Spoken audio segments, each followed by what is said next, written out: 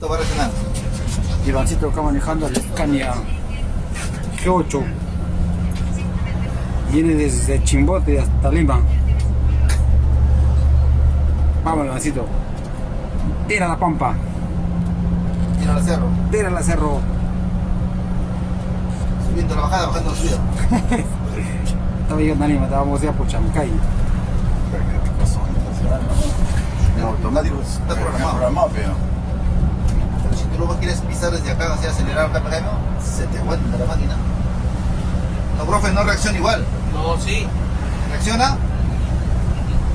Bueno, el otro le he probado, no.